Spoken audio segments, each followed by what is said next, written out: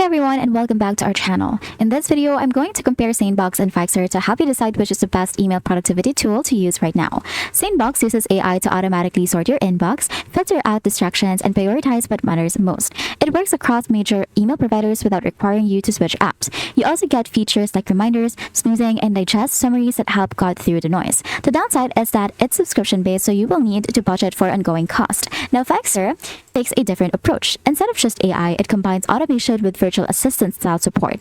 Fyxer can manage scheduling, draft responses, and even handle repetitive tasks like filing reports. It's more like having a personal assistant integrated into your workflow. However, it's pricier and maybe overkill if all you want is smarter inbox management. So which one should you pick?